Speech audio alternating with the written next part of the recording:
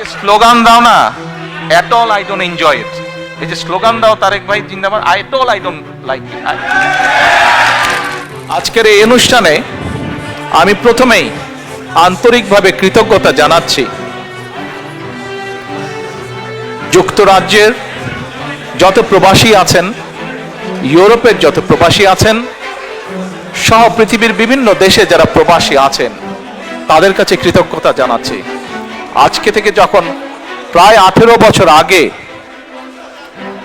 যখন এই দেশে আসতে বাধ্য হয়েছিলাম চিকিৎসার জন্য, তারপর থেকে বিভিন্ন সময় আপনাদের বহু মানুষ, প্রবাসীদের বহু ভাই বোনেরা আমার এবং আমার পরিবারকে বিভিন্ন সময় মানসিকভাবে সাহস জুগিয়েছেন, বিভিন্নভাবে পাশে দাঁড়িয়েছেন।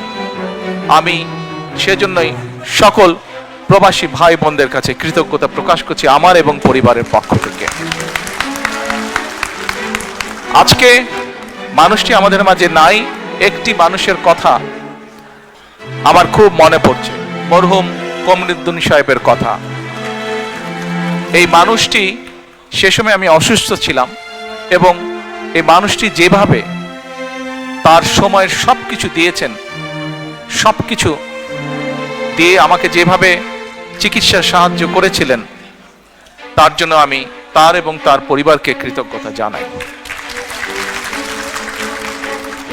আমরা বিগত 16 বছর 2008 থেকে এবং বিশেষ করে 14 সালের পর থেকে 5ই আগস্ট, 4 আগস্ট পর্যন্ত বাংলাদেশ জাতীয়তাবাদী দল, বাংলাদেশ জাতীয়তাবাদী দলের লক্ষ লক্ষ নেতা কর্মী রাজপথে ছিলাম। আমরা কেন রাজপথে ছিলাম?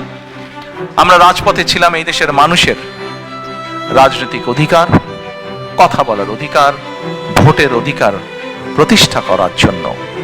আমাদের সাথে আমরা যে শুধু একা ছিলাম তা না, আমাদের সাথে আরো কিছু রাজনৈতিক দল ছিল। কে ছোট কে বড় সেটি কথা না, মূল কথাটি হচ্ছে অত্যাচার, নির্যাতন, অবৈধ ক্ষমতা দখলদারির বিরুদ্ধে আমরা বিএনপি সহ অনেকগুলো রাজনৈতিক দল সে সময় রাজপথে ছিলাম। এই রাজপথে থাকতে গিয়ে আমাদের হাজারের মতন নেতাকর্মী গুমের শিকার হয়েছে, আরো হাজারেরও বেশি নেতাকর্মী খুনের শিকার হয়েছে।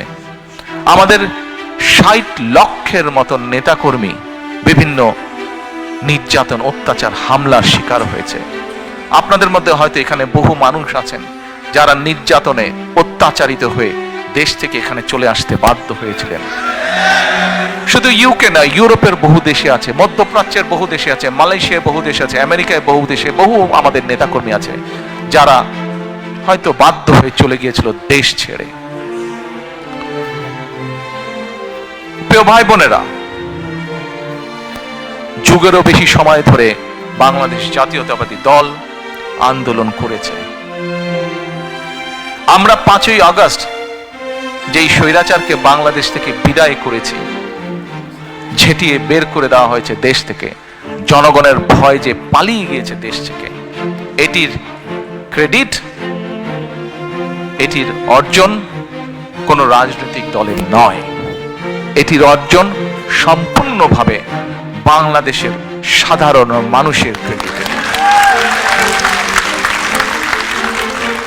আপনারা যদি অগাস্টের সেই দিনগুলো, জুলাইয়ের শেষ দিনগুলো যদি আপনারা দেখেন, শুধু কি রাজনৈতিক দলের নেতৃবৃন্দ মাঠে ছিল, রাজনৈতিক কর্মীরা মাঠে ছিল দলের? নো। সেদিন আমরা দেখেছি একজন রিক্সা চালক মাঠে, আমরা দেখেছি সিএনজি চালক মাঠে, আমরা দেখেছি ক্ষুদে ব্যবসায়ী মাঠে, আমরা দেখেছি স্কুল শিক্ষক মাঠে, আমরা দেখেছি ডাক্তার নার্স মাঠে, আমরা দেখেছি বিভিন্ন কলেজ, বিশ্ববিদ্যালয়ের, প্রাইভেট ইউনিভার্সিটি, স্কুল শিক্ষক, ছাত্র ছাত্রীরা মাঠে, আমরা দেখছি গৃহিণীরা পর্যন্ত রাজপথে, আমরা দেখেছি শিশুরা পর্যন্ত রাজপথে। প্রত্যেকটি মানুষের স্যাক্রিফাইস, প্রত্যেকটি মানুষের অবদান, প্রত্যেকটি মানুষের সাহসিকতার ফলেই সেই আন্দোলন সেদিন সফল হয়েছিল। প্রিয় ভাই বোনেরা, আন্দোলন ইনশাআল্লাহ আলহামদুলিল্লাহ সফল হয়েছে, কিন্তু আন্দোলন সফল হবার সফলতা হচ্ছে একটি অধ্যায়, একটি অধ্যায়। বিজয় করা অনেক সময় বিজয় করা যায়, কিন্তু বিজয়ের সফলতা ধরে রাখা আরো কঠিন। ষড়যন্ত্র চলছে, ষড়যন্ত্রকারীরা কিন্তু তাদের সেই ৭১ যারা ষড়যন্ত্র করেছিল, ৭৫ যারা ষড়যন্ত্র করেছিল, ৭ই নভেম্বরে পরাজিত হয়েছিল, ৮১ যারা ষড়যন্ত্র করেছিল, ৯৬ যারা ষড়যন্ত্র করেছিল, পরবর্তীতে যারা ষড়যন্ত্র করেছে, তাদের ষড়যন্ত্র কিন্তু থেমে নেই। এবং বাংলাদেশ জাতীয়তাবাদী দল একটি দায়িত্বশীল দল হিসাবে আমাদের এবং আমাদের প্রতিটি পর্যায়ের নেতাকর্মীর পবিত্র দায়িত্ব হচ্ছে বাংলাদেশের মানুষকে সাথে নিয়ে সচেতন করার মাধ্যমে সজাগ এবং সতর্ক থাকা এবং বাংলাদেশের মানুষকে সজাগ এবং সতর্ক রাখাই ষড়যন্ত্রের বিরুদ্ধে। প্রিয় ভাই বোনেরা, স্বৈরাচারকে আমরা বিদায় করেছি 16 বছর ধরে, এবং এর আগে বিভিন্ন সময় বাংলাদেশের মানুষ, সে রাজনৈতিক দলের নেতা বা কর্মী হোক অথবা একজন সাধারণ মানুষ যে তার দেশকে ভালোবাসে, এরকম বহু মানুষ অকাতরে জীবন বিলিয়েছে শুধুমাত্র দেশটিকে একটি সঠিক জায়গায় নিয়ে আসার জন্য, শুধুমাত্র দেশের মানুষের গণতান্ত্রিক অধিকারকে প্রতিষ্ঠিত করার জন্য। আজ একটি সময় এসেছে, আগামী 2 মাস পরে দেশে একটি নির্বাচন, বহুল প্রত্যাশিত একটি নির্বাচন, যে নির্বাচনে মানুষ নিজে ঘর থেকে বেরিয়ে নিরাপদে যাবে, স্বাচ্ছন্দ্যে ভোট দিবে তার ইচ্ছা মতন। এরকম একটি প্রত্যাশিত দিন সামনে অপেক্ষা করছে।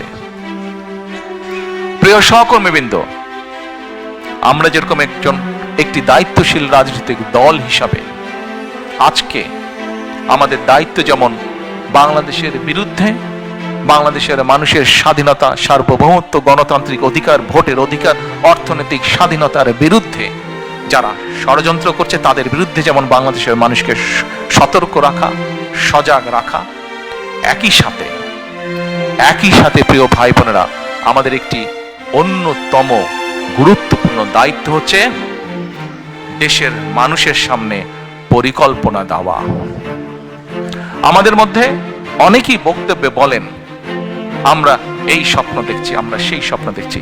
আমি ভাই স্বপ্নের মধ্যে নাই, আমি কোন স্বপ্নের মধ্যে নেই। আমরা আছি পরিকল্পনার মধ্যে, আমরা পরিকল্পনা করব, আমরা পরিকল্পনা বাস্তবায়ন করব। আপনারা প্রবাসে আছেন, প্রবাসীদের কাছে প্রথমে আমি কৃতজ্ঞতা প্রকাশ করেছি। আমাদের যে স্বৈরাচারের বিরুদ্ধে আন্দোলন, এই আন্দোলনে প্রবাস থেকে বহু প্রবাসী বিভিন্নভাবে সহযোগিতা করেছেন। এই আন্দোলন সফলতার পিছনে প্রবাসীদের একটি বিশাল ভূমিকা রয়েছে। কাজেই প্রবাসীদের অবদানকে কোনোভাবে আমরা খাটো করে দেখতে পারি না। কিন্তু আপনাদের সামনে আমি যেই পরিকল্পনাগুলো তুলে ধরেছি, আমাদেরকে আগে কাজ শুরু করতে হবে। আমরা যদি কাজ শুরু করতে না পারি এবং আমরা যদি সকলের দাবি উপস্থাপন করতে থাকি, তাহলে কিন্তু একটা ইনডিসিপ্লিন তৈরি হবে, ফলে আমরা কিন্তু আমাদের কাঙ্ক্ষিত লক্ষ্যে পৌঁছতে পারবো না। এই মুহূর্তে একটু আগে যেই কথাটা আমি বলেছি, প্রিয় ভাই বোনেরা, একটু আগে যেই কথাটি আমি বলেছি, সেই কথাটি হচ্ছে যে এই আগামী নির্বাচন কিন্তু কোনো এক্সপেরিয়েন্সের বিষয় না, এক্সপেরিমেন্টের বিষয় না। এই সুযোগটা আমাদের কাজে লাগাতে হবে, এইটিকে সদ্ব্যবহার করতে হবে। আপনাদের সকলকে, প্রবাসীরা যেরকম আন্দোলনকে গড়ে তুলেছেন বিভিন্ন সাহায্য সহযোগিতার মাধ্যমে, একইভাবে প্রবাসীদের সামনে এখন বিশাল দায়িত্ব হচ্ছে যে সঠিক দলকে নির্বাচিত করতে সহযোগিতা করা। যেই দল সঠিক পরিকল্পনা নিয়ে আগামী দিনে দেশকে গড়ে তুলতে সক্ষম হবে, যেই দল আগামী দিনে সঠিকভাবে বাংলাদেশকে সামনে নিয়ে যেতে হবে।